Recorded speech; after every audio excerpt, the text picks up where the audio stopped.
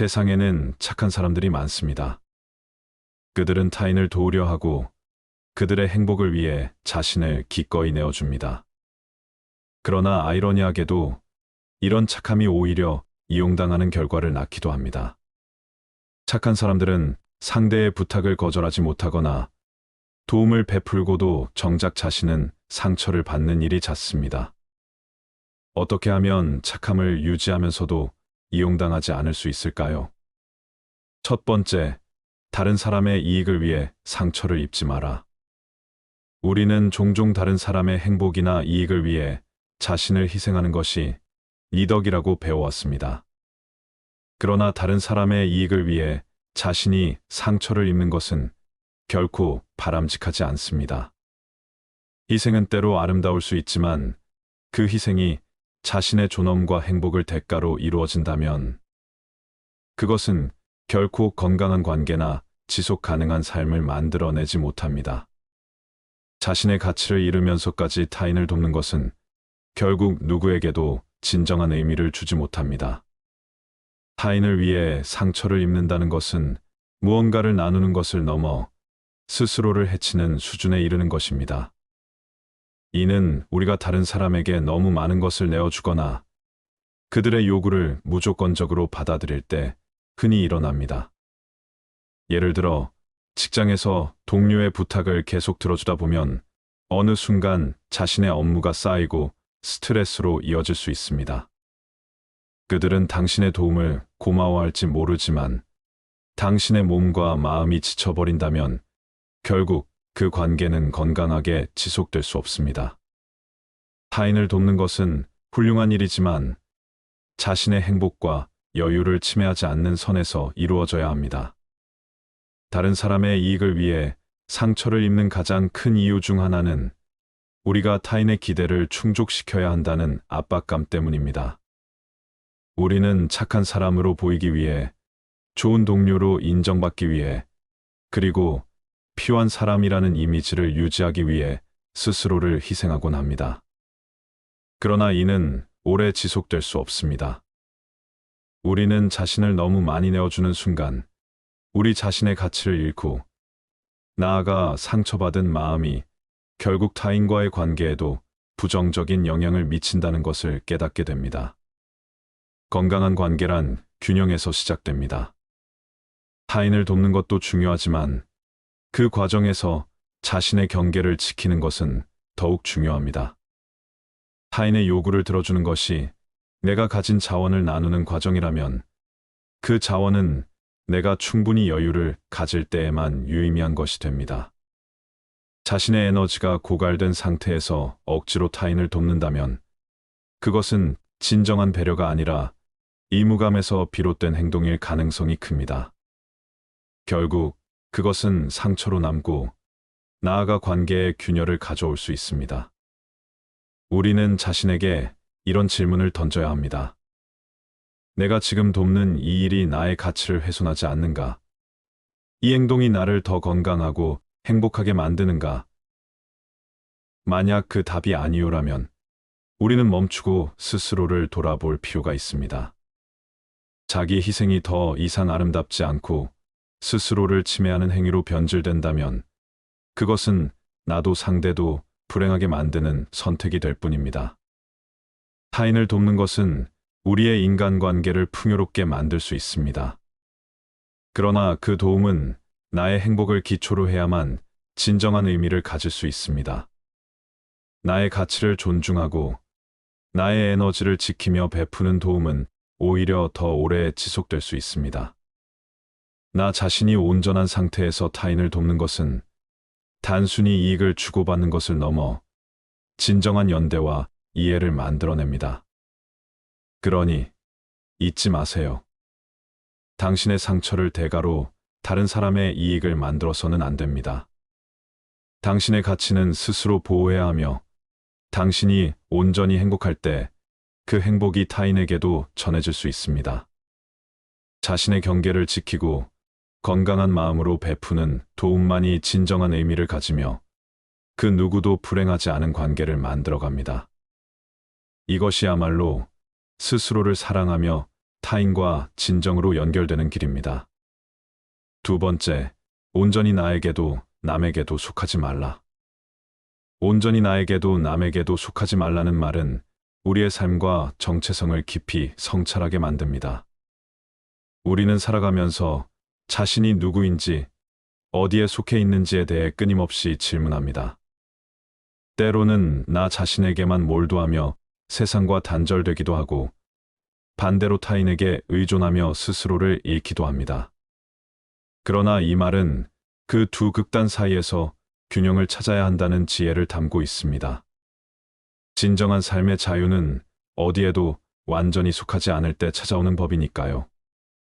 먼저, 온전히 나에게 속하지 말라는 말은 나 자신을 기준으로만 세상을 바라보지 말라는 뜻입니다. 우리는 흔히 스스로를 너무 중요하게 여기고 모든 것을 나 중심으로 해석하려는 경향이 있습니다. 내가 원하는 것, 내가 느끼는 것만을 고집하다 보면 결국 세상과의 연결고리가 끊어지고 고립되기 쉽습니다. 물론 자신의 욕구와 감정을 존중하는 것은 중요합니다. 그러나 온전히 나에게만 속하면 타인의 시선과 다름을 이해하지 못하고 결국 자신만의 작은 세상에 갇히게 됩니다. 그 세상은 안전할지 몰라도 성장과 교감이 사라진 고요한 방주에 지나지 않을 것입니다. 반대로 남에게만 속하지 말라는 말은 자신을 잃지 말라는 경고입니다. 우리는 사회적 존재로서 자연스럽게 다른 사람과 관계를 맺고 그 안에서 정체성을 형성합니다. 그러나 그 관계가 지나치게 얽혀 나의 본질을 침범하게 될 때 우리는 스스로의 주체성을 잃게 됩니다. 타인의 기대와 평가에만 맞추려다 보면 어느 순간 내 삶이 내 것이 아닌 것처럼 느껴지기도 합니다. 다들 이렇게 하니까, 저 사람이 원하니까 라는 이유로 내 마음을 억누르다 보면 결국 나는 나로서의 의미를 잃고 타인의 그림자처럼 살아가게 됩니다. 삶은 단순히 나와 남, 두 가지 선택지 중 하나를 고르는 문제가 아닙니다. 우리는 모두 나와 남 사이의 끊임없는 경계 위에서 살아갑니다. 나에게 속하지 않으면서도 내 진정성을 지키고 남에게 속하지 않으면서도 그들과 연결될 수 있는 지혜가 필요합니다. 그 균형은 마치 줄타기와 같습니다. 너무 나에게만 치우치면 고립되고 남에게만 기대면 흔들립니다. 줄을 타고 중심을 잡으려면 자신을 믿는 용기와 함께 타인을 바라보는 유연함이 필요합니다. 그러니 온전히 나에게도 남에게도 속하지 않는다는 것은 자유로운 동시에 연결된 상태를 의미합니다. 나의 목소리를 잃지 않으면서도 타인의 목소리에 귀 기울이는 법을 배우는 것이죠. 이는 모든 것을 가질 수는 없지만 그 사이에서 조화를 찾는 삶의 기술입니다. 내가 무엇을 원하고 무엇이 나를 불편하게 하는지 알아가는 동시에 타인의 다름을 존중하고 그 안에서 배움을 찾는 과정입니다. 결국 이 말은 우리에게 독립과 연결의 균형을 요구합니다. 나의 삶을 타인에게 의존하지도 내 안에서만 고립시키지도 않으며 내 존재를 열린 마음으로 확장시키는 삶을 살아가라는 메시지입니다. 그렇게 살아갈 때 우리는 자신을 잃지 않으면서도 세상과 진정으로 연결될 수 있습니다. 그 균형 속에서 우리는 더 단단해지고 동시에 더 따뜻해질 수 있습니다. 나와 남, 두 세계의 경계 위에서 춤추는 법을 배우는 것이야말로 삶의 예술일 것입니다. 세 번째, 물러터진 사람으로 보이지 말라. 물러터진 사람으로 보이지 말라는 단순히 단단해 보이기 위한 외적 태도를 말하는 것이 아닙니다. 그것은 우리의 내면에 깃든 확고한 기준과 자기 존중을 잃지 말라는 메시지입니다. 세상은 때로 물러터진 사람들을 이용하려 들고 그들의 선의를 당연하게 여깁니다. 그러니 자신을 부드럽게 대하되 그 안에 단단함을 품어야 합니다. 물러터진 사람은 종종 좋은 사람이라는 이름 아래 자신의 욕구를 억누릅니다. 타인의 부탁을 거절하지 못하고 모두의 기대를 충족시키기 위해 자신의 시간과 에너지를 소진합니다. 누군가가 무례하게 대할 때조차 그들은 그냥 넘어가자며 자신을 달래곤 합니다. 하지만 이러한 태도는 주변 사람들에게 이 사람은 이렇게 대해도 괜찮다는 잘못된 신호를 보냅니다. 물러터진 사람은 쉽게 호구로 여겨지고 결국 스스로 지쳐가며 상처받게 됩니다. 강인함이란 불필요하게 날카로워지는 것을 의미하지 않습니다. 단단한 사람은 부드럽지만 그 부드러움 속에 흔들리지 않는 경계가 있습니다. 상대가 나를 존중하지 않는 말을 할 때 침묵하거나 웃어넘기는 대신 그건 좀 불쾌하네요. 그렇게 말씀하실 필요는 없어요라고 분명히 표현할 줄 압니다. 그 단호함은 상대에게 내 경계를 알리는 동시에 나 스스로를 지키는 방법이 됩니다. 물러터진 사람으로 보이지 않으려면 내 삶의 우선순위를 정하고 그것을 지켜야 합니다. 누구의 부탁도 무조건 들어주는 태도는 자신을 가볍게 보이게 합니다. 진정으로 중요한 일이라면 기꺼이 도움을 줄 수 있지만 그것이 나의 건강과 행복을 침해하는 순간이라면 지금은 어렵습니다라고 거절할 줄 알아야 합니다. 거절은 무례함이 아니라 나를 지키기 위한 도구입니다. 상대가 나의 거절에 서운함을 느낀다 해도 내가 내 삶을 책임지는 사람이라는 사실은 변하지 않습니다. 또한 물러터지지 않으려면 감정 표현을 두려워하지 말아야 합니다. 우리는 종종 불편한 상황에서 화를 내거나 불쾌함을 표현하는 것을 두려워합니다. 나쁜 사람처럼 보일까봐 혹은 분위기를 망칠까봐 참아내곤 하죠. 그러나 정당한 감정은 숨기지 않고 드러내야 합니다. 상대가 나를 불편하게 했다면 그건 좀 힘드네요. 혹은 그렇게 말씀하시면 제가 어려워요라고 솔직히 표현하세요. 당신의 목소리를 숨길수록 상대는 더 대담하게 당신을 가볍게 대할 것입니다. 물러터지지 않기 위해 필요한 또 다른 요소는 일관성 있는 태도입니다. 친절함과 배려심은 훌륭한 미덕이지만 그것이 일관되지 않을 때 사람들은 혼란스러워합니다. 항상 예에 바르고 상대를 배려하는 태도를 유지하되 당신이 지킬 수 없는 약속은 하지 마세요. 말로만 친절하고 행동으로 지키지 못하면 오히려 신뢰를 잃게 됩니다. 그러나 내가 한 말을 지키고 그 과정에서 내 기준을 명확히 한다면 사람들은 당신의 선의와 단단함을 동시에 인정하게 됩니다. 물러터지지 않으려면 나 자신을 존중하는 태도를 가져야 합니다. 누군가의 평가나 시선을 통해 내 가치를 확인하려고 애쓸 필요는 없습니다. 내가 내 삶의 주인이며 내 결정과 선택에 스스로 책임질 수 있다는 믿음이 강할수록 타인의 의견에 휘둘리지 않게 됩니다. 물러터진 사람은 종종 남의 시선에 민감하게 반응하지만 단단한 사람은 자신을 존중하며 타인의 존중을 자연스럽게 이끌어냅니다.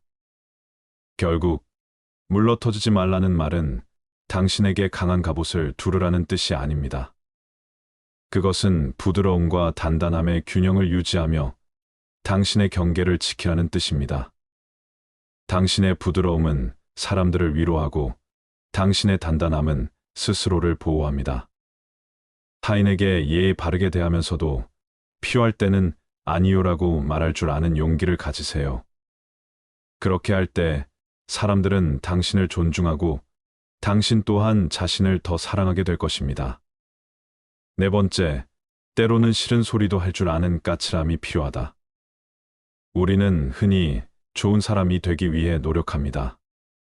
남들에게 상냥하고 상대의 기분을 상하지 않도록 배려하며 충돌을 피하려는 태도를 유지하죠. 하지만 때로는 이 같은 노력 속에서 스스로의 목소리를 잃거나 불필요한 희생을 감수하기도 합니다. 때로는 싫은 소리도 할 줄 아는 까칠함이 필요하다는 말은 바로 이러한 상황에서 우리에게 던져지는 깨달음입니다. 까칠함이란 단순히 날카롭거나 예민함을 뜻하지 않습니다. 그것은 필요할 때 자기 의견을 분명히 하고 자신의 경계를 지킬 줄 아는 용기를 의미합니다. 싫은 소리를 해야 할 때는 종종 용기가 필요합니다. 예를 들어, 누군가가 부당한 부탁을 반복적으로 하거나 나의 시간을 무시하는 행동을 할 때 우리는 불편함을 느끼면서도 이를 참아 넘기곤 합니다. 그저 좋은 사람으로 남기 위해 침묵하거나 억지로 그 부탁을 들어주는 선택을 하게 됩니다. 그러나 이러한 상황이 반복되면 나 자신은 점점 지쳐가고 상대방은 자신이 하는 행동이 잘못되었다는 사실조차 깨닫지 못합니다. 이럴 때 싫은 소리 한마디가 필요한 순간이 찾아옵니다.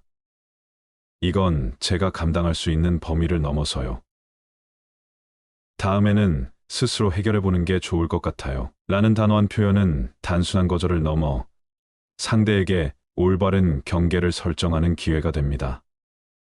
싫은 소리를 해야 할 때 가장 큰 걸림돌은 상대방의 반응에 대한 두려움입니다. 우리는 누군가와 갈등을 빚는 것을 두려워하며 혹시 나를 싫어하면 어떡하지? 라는 생각에 사로잡히곤 합니다. 하지만 갈등을 무조건 피하는 것이 반드시 좋은 인간관계를 의미하지는 않습니다. 오히려 솔직한 싫은 소리를 통해 관계를 더 건강하게 만들어갈 수도 있습니다. 예를 들어, 직장에서 동료가 매번 자신의 일을 나에게 떠넘길 때 그건 내가 도와줄 수 없는 부분이야 라고 말하는 것은 단순히 갈등을 유발하는 것이 아니라 관계의 균형을 맞추는 과정입니다. 지나친 배려는 때로 상대에게 나의 가치를 낮추는 신호로 전달될 수 있기에 싫은 소리도 관계를 존중하고 건강하게 유지하기 위한 중요한 요소가 될 수 있습니다. 싫은 소리를 할 줄 아는 까칠함은 자기 존중에서 비롯됩니다. 나 자신을 아끼고 나의 시간과 에너지를 소중히 여기는 사람만이 싫은 소리를 통해 자신의 경계를 세울 수 있습니다. 이는 무례함과는 다릅니다. 까칠함은 상대를 무시하거나 배척하는 태도가 아니라 내 삶과 감정을 지키는 일종의 방어선입니다. 정중하지만 단호한 태도는 상대가 나를 더 존중하도록 만들며 나 또한 내 삶의 주도권을 놓치지 않게 합니다. 물론 까칠함을 발휘하는 데는 기술도 필요합니다. 싫은 소리를 한다고 해서 반드시 거칠고 날카롭게 표현할 필요는 없습니다. 내가 이걸 잘했으면 좋겠어 대신 다음에는 이런 방식으로 하면 더 좋을 것 같아라고 말하면 같은 메시지라도 훨씬 부드럽게 전달될 수 있습니다. 상대의 기분을 고려하면서도 핵심 메시지를 놓치지 않는 대화 방식은 싫은 소리를 해야 할 때 더욱 효과적으로 작용합니다. 까칠함은 말의 방식이 아니라 담겨 있는 태도에서 비롯되기 때문입니다. 결국 싫은 소리를 할 줄 아는 까칠함은 우리가 관계 속에서 진정으로 자신의 위치를 지키는 법을 배우는 과정입니다. 무조건 부드럽고 상냥한 모습만이 우리의 가치를 높이는 것은 아닙니다. 때로는 단호함과 정직함이 우리를 더 빛나게 만들고 더 나은 관계로 이끄는 열쇠가 됩니다. 나 자신을 잃지 않으면서도 타인과의 균형을 유지하는 까칠함. 그것은 스스로를 아끼고 타인과의 관계를 존중하는 진정한 지혜일 것입니다. 5번째, 약간은 장사꾼 기질을 지녀야 한다. 세상을 살아가는 데는 약간의 장사꾼 기질이 필요합니다. 이는 단순히 물건을 사고 파는 능력을 말하는 것이 아닙니다. 그것은 자신의 가치를 알고 그것을 효과적으로 드러내며 세상과의 거래 속에서 주도권을 잃지 않는 태도를 의미합니다. 장사꾼 기질은 세상을 헤쳐나가는 현실적 지혜와 사람과의 관계에서 자신을 지키는 기술을 동시에 갖추는 것입니다. 장사꾼은 무엇보다도 자신의 물건이나 서비스의 가치를 믿습니다. 그들은 자신이 가진 것을 잘 이해하고 그것이 얼마나 소중한지 알기에 자신 있게 내세울 줄 압니다. 이는 우리 삶에서도 마찬가지입니다.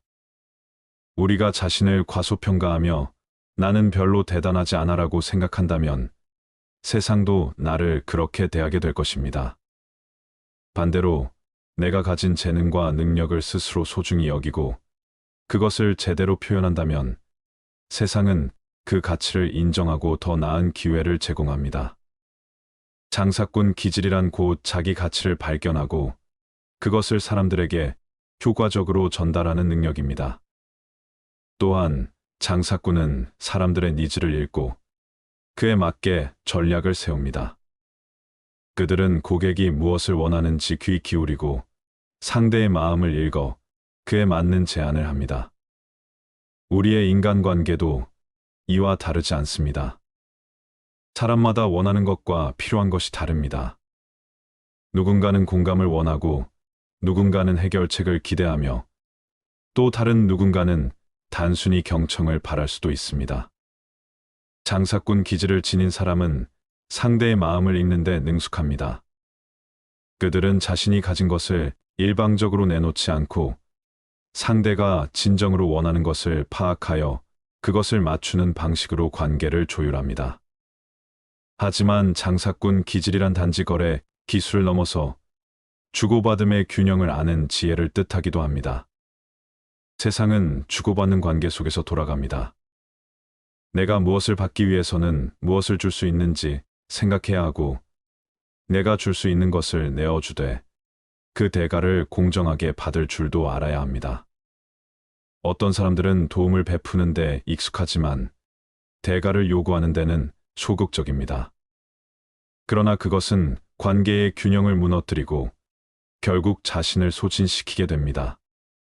장사꾼 기질을 지닌 사람은 내가 가진 가치는 충분히 보상받을 가치가 있다는 믿음을 가지고 대가를 요구하는데 주저하지 않습니다. 그것이야말로 스스로를 존중하는 태도입니다. 또한 장사꾼은 실패를 두려워하지 않습니다. 물건이 팔리지 않을 때도 거래가 성사되지 않을 때도 그들은 새로운 방법을 찾습니다. 우리 역시 삶에서 크고 작은 실패를 겪을 수밖에 없습니다. 하지만 장사꾼 기질을 지닌 사람은 실패를 하나의 과정으로 받아들이며 새로운 기회를 모색합니다. 이건 안 되겠구나라는 생각에서 멈추지 않고 다른 방식으로 접근해 보자는 자세를 가집니다. 그런 태도는 우리를 더욱 유연하고 강하게 만들어줍니다. 마지막으로 장사꾼은 늘 거래를 장기적인 관점에서 바라봅니다. 당장의 이익보다 관계와 신뢰를 더 중요하게 생각하며 한 번의 거래로 끝내지 않고 지속적인 연결을 만들어갑니다. 삶에서도 마찬가지입니다. 사람들과의 관계에서 단기적인 성과에 집착하기보다 신뢰와 존중을 바탕으로 한 장기적인 관계를 만들어가는 것이 중요합니다. 그런 관계는 시간이 지나도 가치가 빛을 발하며 우리 삶을 더욱 풍요롭게 만들어줍니다. 결국 약간의 장사꾼 기질은 우리의 삶을 더 단단하고 실용적으로 만들어주는 도구입니다. 그것은 나를 과소평가하지 않고 나의 가치를 당당히 드러내며 주고받음의 균형을 지키는 삶의 기술입니다. 약간의 장사꾼 기질을 가진 사람은 자신을 효과적으로 표현하면서도 다른 사람들과의 관계에서 현명하게 살아갑니다. 이 지혜를 마음속에 품는다면 우리는 더 자유롭고 당당하게 세상과 거래하며 살아갈 수 있을 것입니다. 6번째, 헌신과 굴복으로 상대의 이해와 신뢰를 구걸하지 마라. 우리는 종종 관계 속에서 헌신과 굴복을 혼동합니다.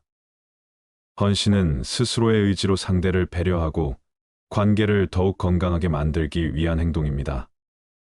반면 굴복은 자신의 가치를 낮추고 상대의 요구나 기대에 무조건적으로 맞추는 것을 말합니다. 하지만 안타깝게도 우리는 때때로 헌신이라는 이름 아래 스스로를 깎아내리며 상대의 이해와 신뢰를 구걸하려는 모습을 보이곤 합니다.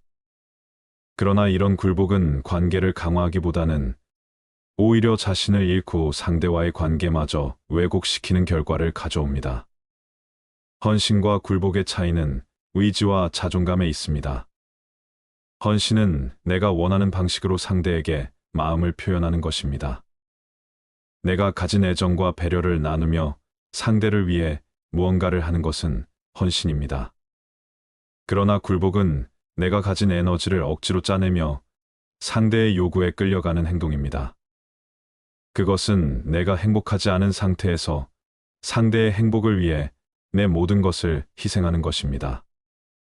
헌신이 자발적인 선택이라면 굴복은 상대를 잃을까 두려워 스스로를 희생하는 강요된 선택입니다.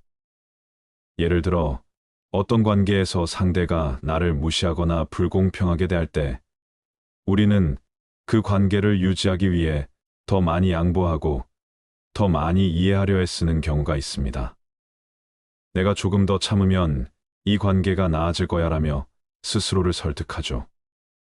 하지만 상대는 이러한 태도를 고마워하기는커녕 점점 더 당신의 굴복을 당연하게 여길 가능성이 큽니다. 당신의 굴복은 상대의 눈에 사랑이나 배려로 비치지 않습니다.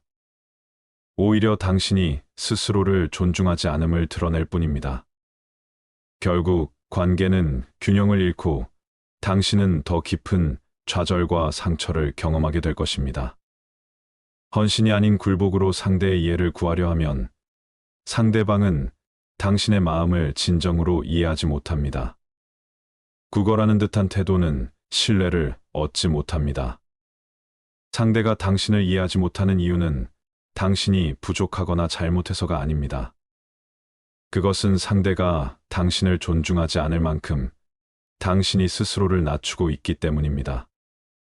이해와 신뢰는 상호적인 관계 속에서 이루어집니다. 내가 나 자신을 존중하고 나의 경계를 지키는 모습을 보일 때 상대도 나를 같은 선상에서 바라보며 존중하기 시작합니다.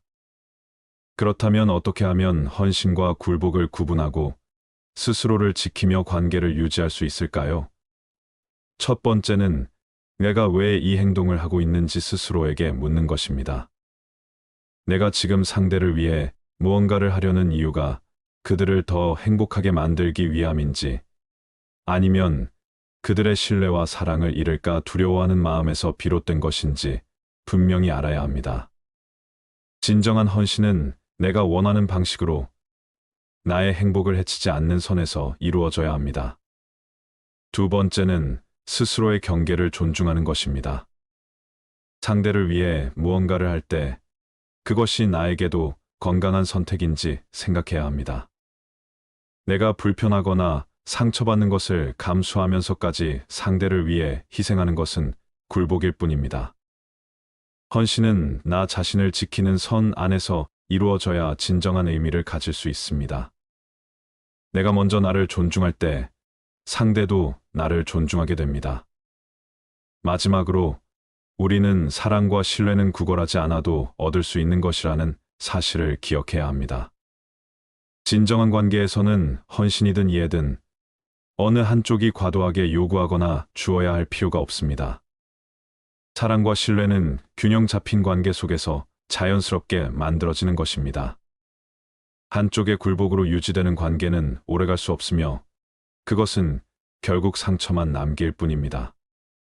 결국 헌신은 아름다운 것이지만 굴복은 당신의 가치를 훼손하는 행위입니다. 상대의 사랑과 신뢰를 구걸하지 마세요. 당신은 이미 충분히 존중받고 이해받을 자격이 있는 사람입니다. 스스로를 사랑하고 당신의 가치를 지키세요. 당신이 당신 자신을 존중할 때 세상도 당신을 존중할 것입니다. 진정한 관계는 자신의 가치를 지키며 서로의 존중 속에서 만들어질 때 가장 아름답고 강해집니다. 7번째, 자신의 의도를 모두 공개하지는 마라. 세상에는 우리의 모든 생각과 의도를 드러내지 않는 것이 더 나은 순간들이 있습니다. 자신의 의도를 모두 공개하지는 말라는 말은 단순히 비밀을 감추라는 뜻이 아닙니다. 그것은 자신의 생각과 계획을 신중히 다루고 적절한 때와 장소에서 필요한 만큼만 보여주는 지혜를 뜻합니다.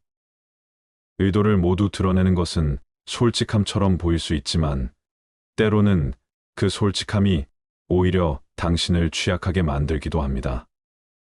우리의 의도를 지나치게 공개하면 상대는 당신의 계획을 미리 예측하거나 심지어 이를 이용하려 할 수도 있습니다. 특히 경쟁이 있는 상황에서는 당신의 솔직함이 상대에게 전략적 이점을 줄 위험이 있습니다. 예를 들어, 직장에서 자신의 프로젝트 계획을 너무 일찍 공유한다면 누군가는 그 아이디어를 자신의 것으로 가져가거나 당신의 약점을 파악해 이를 이용할지도 모릅니다. 모든 생각과 의도를 한꺼번에 드러내는 것은 마치 자신을 방어 없이 내보이는 것과 같습니다. 중요한 것은 무엇을 말할지뿐 아니라 무엇을 말하지 않을지도 선택하는 것입니다. 의도를 모두 공개하지 않는 것은 타인을 속이려는 것이 아니라 상대와의 관계에서 주도권을 유지하는 방법입니다. 의도를 가늠하기 어려운 사람은 상대에게 경계심을 줍니다. 그러나 당신이 지나치게 투명하다면 상대는 당신의 행동을 예측할 뿐 아니라 당신의 약점까지 손쉽게 파악할 수 있습니다. 예측 가능한 사람은 더 이상 흥미롭지 않을 뿐 아니라 상대의 공격에도 취약해질 가능성이 큽니다. 그렇다면 언제 의도를 드러내야 할까요? 그것은 상대가 당신의 진심을 알 필요가 있을 때입니다. 의도는 상대방에게 신뢰를 주는데 필요한 만큼만 보여주는 것이 적절합니다. 모든 것을 드러내지 않아도 핵심적인 메시지와 진심만으로 상대방과의 관계를 충분히 유지할 수 있습니다. 중요한 것은 당신이 드러내지 않은 의도가 상대에게 상처를 주지 않는 것입니다. 신뢰는 숨겨진 진실이 상대를 불안하게 하지 않을 때 유지됩니다. 또한 자신의 의도를 모두 감추는 것만이 능사는 아닙니다. 그것은 균형의 문제입니다. 필요한 때에는 당신의 생각과 계획을 적절히 드러냄으로써 상대와 협력할 수 있어야 합니다. 그러나 의도를 드러내지 않아야 할 때에는 말을 아끼고 행동으로 당신의 가치를 보여주는 것이 중요합니다. 말은 순간의 신뢰를 얻을 수 있지만 행동은 당신의 진정성을 보여주는데 훨씬 더 강력합니다. 결국 의도를 모두 공개하지 않는다는 것은 당신의 내면을 지키는 일입니다. 그것은 당신의 자율성과 주도권을 보호하고 당신이 상황을 통제할 수 있도록 돕습니다. 모든 의도를 보여주지 않는 사람은 더 신중하고 더 깊이 있는 사람으로 보이며 타인에게 쉽게 휘둘리지 않는 태도를 가지게 됩니다. 세상과의 소통은 비밀을 감추는 일이 아니라 적절한 순간에 적절한 말을 선택하는 예술입니다. 그러니 자신의 의도를 모두 공개하지 마세요. 당신의 침묵 속에는 깊이가 있고 당신의 신중함 속에는 힘이 있습니다. 당신이 보여주는 만큼만 세상이 당신을 이야기하고 나머지는 당신의 내면에 간직하세요.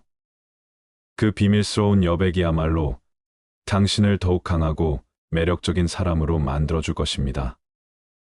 8번째, 거짓을 말하지 않되 진실만을 말하지도 말라.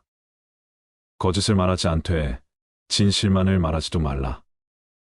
이 말은 언뜻 모순처럼 들릴 수 있습니다.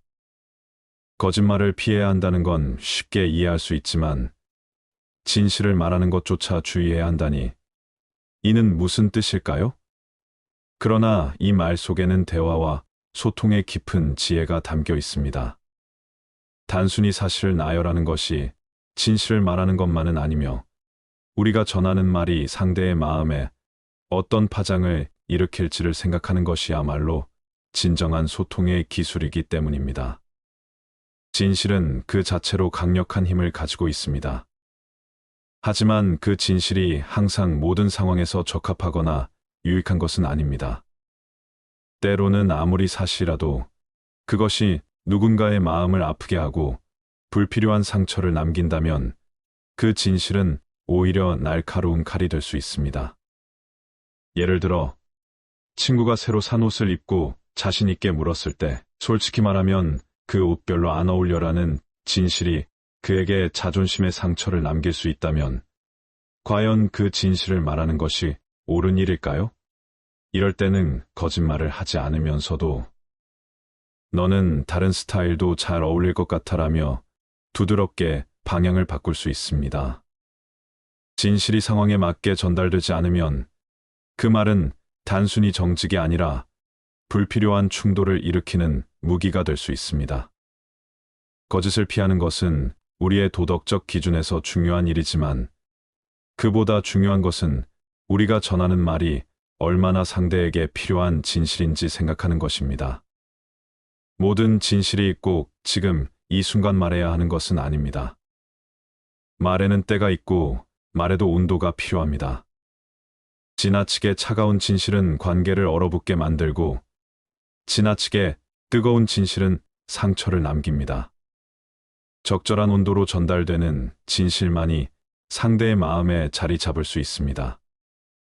우리가 해야 할 일은 진실을 무조건적으로 전하는 것이 아니라 그 진실이 상대의 마음에 어떤 영향을 미칠지를 헤아리는 것입니다. 또한 진실을 말하되 모든 것을 말하지 않는 것은 상대를 존중하는 태도이기도 합니다. 사람마다 받아들일 준비가 된 진실과 그렇지 않은 진실이 있습니다. 우리는 종종 상대가 준비되지 않은 진실을 갑작스럽게 전함으로써 그들이 감당할 수 없는 무게를 떠안게 하곤 합니다. 마치 꽃이 피는데 시간이 필요하듯 진실도 상대가 그것을 받아들일 준비가 되었을 때 비로소 빛을 발합니다. 때로는 진실을 모두 말하기보다 그들이 준비될 때까지 기다리고 필요한 만큼만 전하는 것이 더 큰 배려가 될 수 있습니다. 이 말은 거짓말을 정당화하거나 진실을 숨기라는 뜻이 아닙니다. 오히려 우리의 말이 진실한 동시에 상대의 상황과 마음을 헤아리는 배려를 담아야 한다는 의미입니다. 거짓말을 피하되 그 진실이 모든 사람에게 동일한 방식으로 전달되어야 한다고 생각하지 마세요. 진실을 전달하는 방식은 각기 다르게 접근해야 하며 그 다름이 바로 대화의 미덕을 이룹니다. 결국 거짓을 말하지 않되 진실만을 말하지도 말라는 말은 우리가 소통할 때 말의 진정성과 배려의 기술을 동시에 갖추라는 메시지입니다.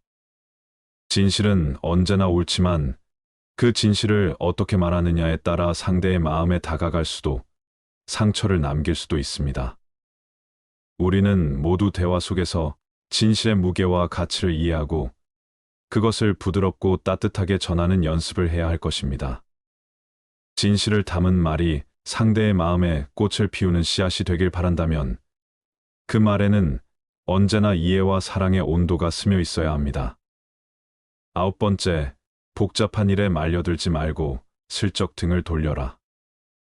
세상에는 복잡한 일들이 끝없이 이어집니다.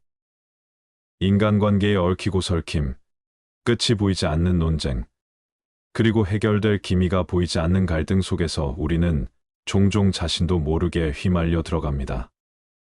처음엔 단순히 돕고자 했던 마음이 끝내는 나 자신을 소모시키고 불필요한 상처를 남기기도 합니다. 이런 상황에서 가장 지혜로운 태도는 복잡한 일에 말려들지 않고 슬쩍 등을 돌릴 줄 아는 것입니다. 슬쩍 등을 돌린다는 것은 무책임하게 도망친다는 의미가 아닙니다.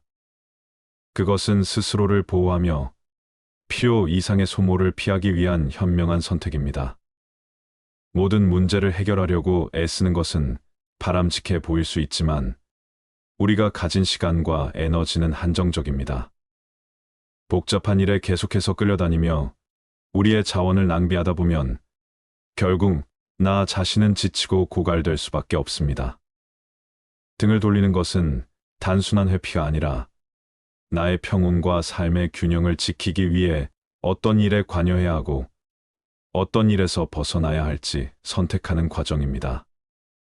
우리는 흔히 복잡한 상황에서 이것만 해결되면 모두가 편해질 거야라는 생각으로 발을 들이곤 합니다. 하지만 복잡한 일일수록 문제의 뿌리는 깊고 우리가 아무리 노력해도 해결되지 않는 경우가 많습니다. 예를 들어 친구들 사이의 갈등에 중재자로 나섰다가 오히려 양쪽의 불만을 듣고 상처를 받는 일이 그렇습니다. 그럴 때는 모든 것을 해결하려는 역할에서 한 발 물러나야 합니다.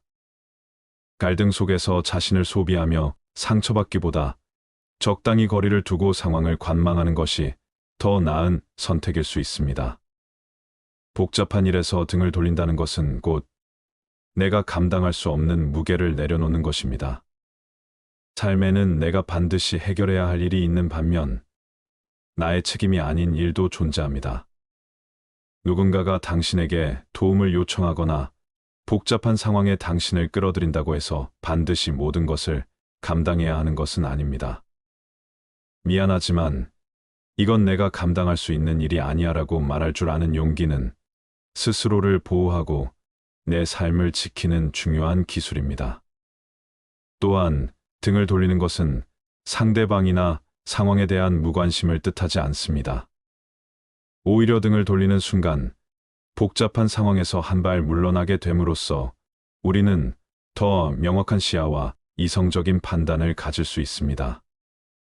때로는 거리를 둠으로써 상황을 객관적으로 바라보고 필요하다면 나중에 더 현명한 방식으로 다시 개입할 수 있습니다. 등을 돌리는 것은 도망치는 것이 아니라 내 위치에서 문제를 재정비하고 정리하는 시간을 가지는 것입니다. 슬쩍 등을 돌릴 줄 아는 사람은 결국 삶의 주도권을 가진 사람입니다. 그들은 불필요한 감정 소모와 에너지 낭비를 줄이고 자신에게 중요한 것에 집중할 줄 압니다. 복잡한 일에 말려들지 않으려면 우선 내가 무엇을 지키고 싶은지 명확히 알아야 합니다. 나의 평온, 나의 시간, 그리고 나의 에너지가 무의미하게 소모되지 않도록 보호해야 합니다. 등을 돌리는 선택은 나 자신을 아끼고 삶을 더 단순하고 평화롭게 만들겠다는 다짐입니다. 결국 복잡한 일에서 슬쩍 등을 돌리는 것은 용기입니다. 그것은 내가 모든 것을 감당하지 않아도 괜찮다는 사실을 인정하고 내 삶을 지키기 위해 주어진 선택지를 활용하는 것입니다. 우리가 등을 돌리며 지킬 수 있는 것들은 결국 우리 삶에서 가장 소중한 것들입니다. 필요할 때 등을 돌리는 선택은 우리를 더 가볍고 자유롭게 만들어줄 것입니다. 10번째, 거절하거나 몸을 뺄 줄도 알아야 한다. 세상을 살아가다 보면 우리는 수많은 요청과 기대에 직면합니다. 친구의 부탁, 직장에서의 요구, 가족의 기대까지 그 모든 것을 들어주다 보면 정작 나 자신은 뒤로 밀려나 버리곤 합니다. 그래서 우리는 거절하거나 몸을 뺄 줄 아는 용기를 배워야 합니다. 그것은 단순한 회피가 아니라 나 자신을 지키고 삶의 균형을 유지하는 기술입니다. 거절은 무례한 것이 아닙니다. 그것은 내 한계를 존중하고 스스로를 소중히 여기는 태도입니다. 그러나 우리는 종종 싫다는 말을 어려워합니다. 누군가에게 불편함을 줄까 두려워하거나 나쁜 사람처럼 보일까 걱정하며 결국 상대의 요구를 억지로 받아들이곤 합니다. 하지만 이런 태도는 나를 지키는 대신 점점 더 나 자신을 소모하게 만듭니다.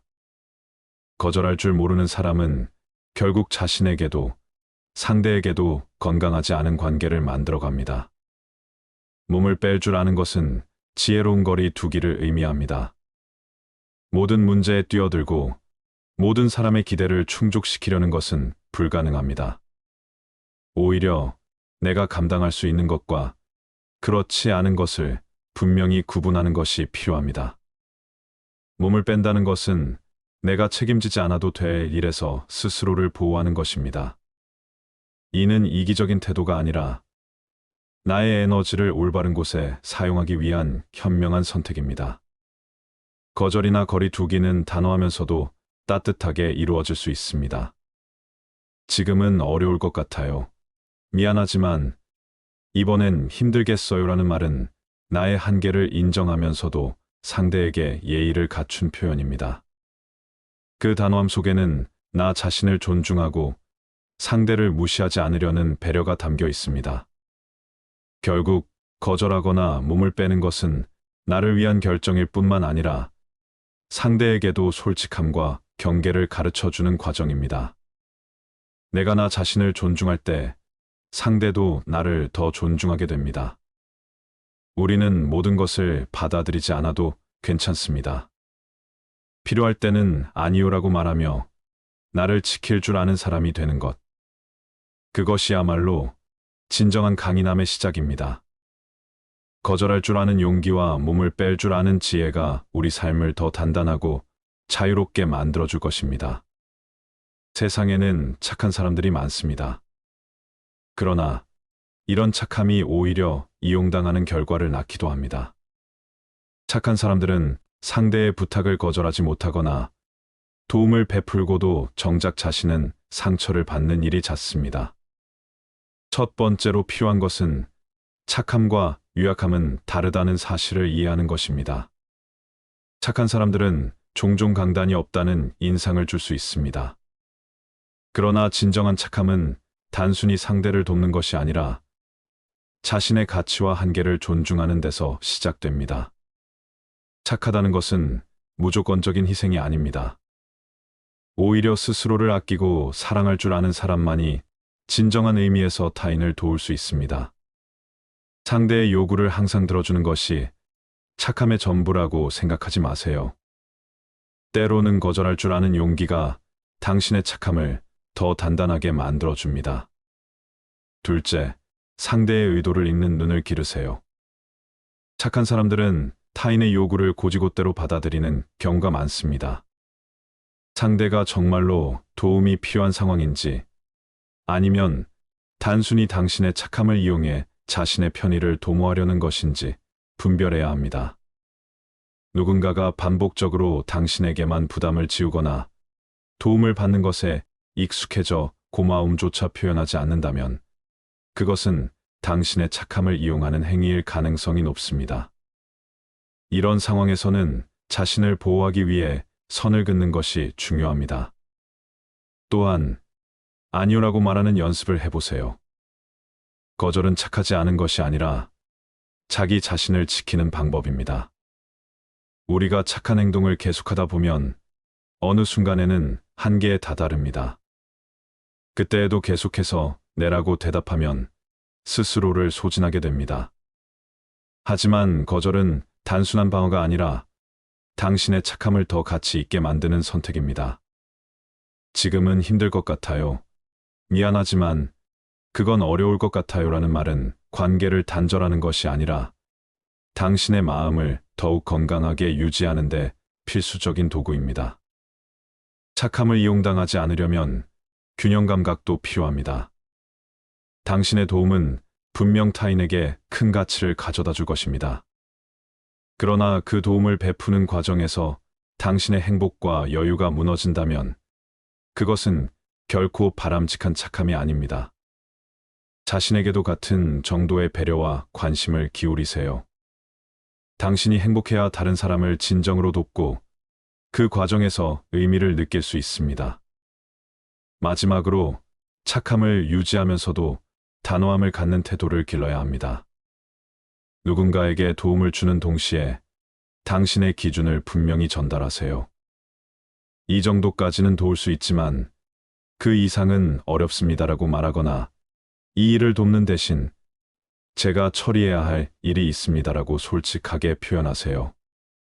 이러한 태도는 당신이 상대를 돕고 싶어 하지만 동시에 자신의 한계를 존중한다는 메시지를 전달합니다. 이는 착함과 단호함이 공존할 수 있다는 것을 보여줍니다. 결국 당신의 착함은 세상에서 매우 귀하고 아름다운 자질입니다. 하지만 그 착함이 타인의 손에 의해 이용당하는 순간 당신은 자신도 모르게 지치고 상처받게 됩니다. 진정한 착함은 자신을 지키며 타인을 돕는 것입니다. 스스로의 가치를 아끼고 존중하면서 당신의 착함이 빛나도록 하세요. 그럴 때 당신의 선의는 더 큰 의미를 갖게 되고 진정으로 필요한 사람들에게 온전히 전달될 것입니다. 착함은 약함이 아니라 당신이 지닌 가장 강한 힘이라는 것을 기억하세요. 감사합니다.